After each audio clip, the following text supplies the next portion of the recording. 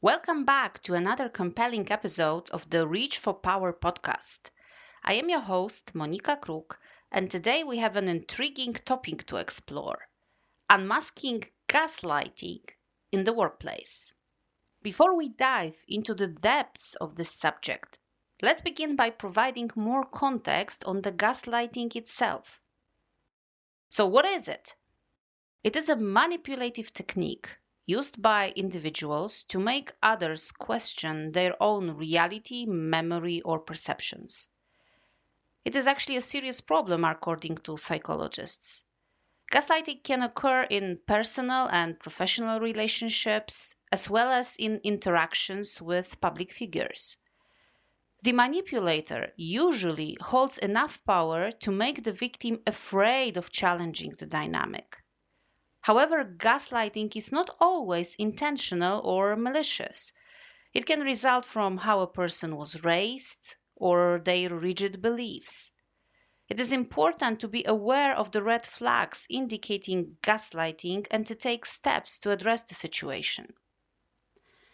Gaslighting techniques include, but are not limited to, withholding, countering, blocking, diverting, trivializing, or forgetting and denial. Gaslighters might exploit sensitive areas to manipulate their victims.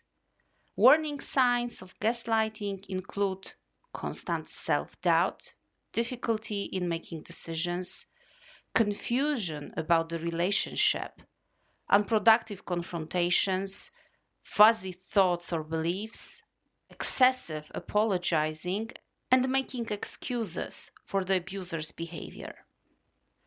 Let me share with you 10 tips to keep in mind in terms of this phenomenon. Tip number 1, stay vigilant. Familiarize yourself with the subtle signs of gaslighting, such as frequent contradictions, downplaying your achievements, or spreading misinformation. Being aware of the fact that something is happening or this phenomenon might be taking place is the first step to take remedial action. Tip number 2, trust your intuition. If something feels off, it probably is. Don't let gaslighters undermine your confidence or make you question your own judgment. If any of the instances that I mentioned at the beginning of our episode, such as confusion, unproductive confrontations, excessive apologizing, etc., are taking place, it might be a good idea to have a closer look at the relationship. Tip number 3, if you identified that in effect you are falling a victim of gaslighting, start maintaining a meticulous record. Document gaslighting incidents, including dates, times, and detailed descriptions of what transpired. This evidence might be invaluable when addressing the issue. You might use it not only to trace what happened or to share that information with others whom you might be asking for help, but also to confirm whether the phenomenon is indeed taking place and what is the level of severity of the situation. Tip number 4, seek support from trusted allies. Consider reaching out to reliable colleagues in your workplace, your mentors, or friends who can provide perspective and emotional support during challenging times. It is both to check and confront whether what you perceive as gaslighting is also perceived the same way by the others.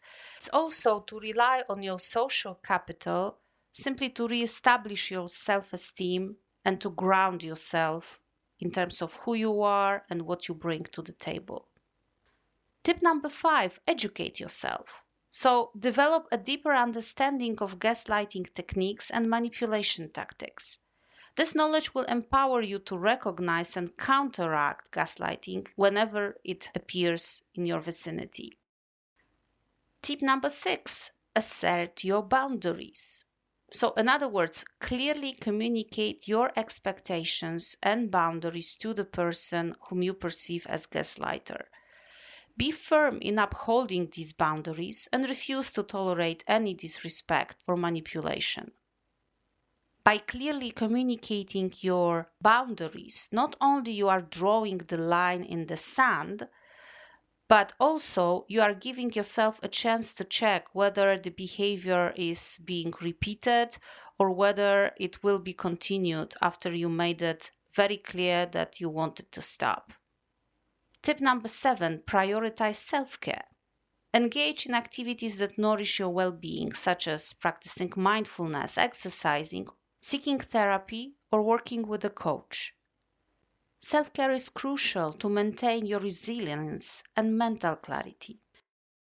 Tip number 8, seek professional guidance. If the gaslighting persists or becomes overwhelming, consider consulting with a therapist or a coach who specializes in workplace dynamics. Their expertise can provide valuable guidance and strategies. Tip number 9, celebrate your achievements. Keep a record of your accomplishments, positive feedback, and affirmations. Remind yourself of your worth and capabilities, countering the effect of gaslighting-induced self-doubt.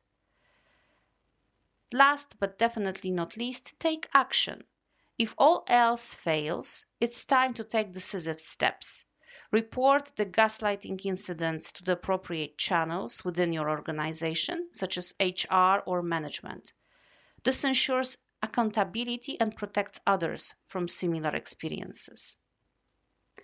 Now let's dive into why gaslighting at work can have a detrimental effect on employees and the overall success of the company. First of all, it causes impaired productivity. It erodes mental well-being, leading to increased stress, anxiety, and decreased focus. This can hamper productivity and hinder professional growth. Secondly, it creates toxic culture where trust, collaboration, and open communication suffer. This negatively impacts teamwork, innovation, and morale. Might also cause high turnover rates because employees subjected to gaslighting are more likely to seek employment elsewhere, leading to increased recruitment costs and disruptions in team dynamics.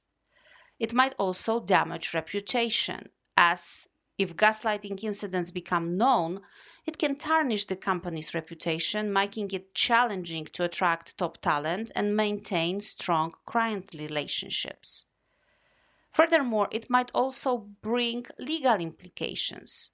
In severe cases, gaslighting can cross the line into harassment or discrimination, exposing the company to legal risks, financial liabilities, and reputational damage, which I already mentioned. As professionals, it is crucial that we recognize and address gaslighting in the workplace to foster healthy, supportive environments where individuals can thrive.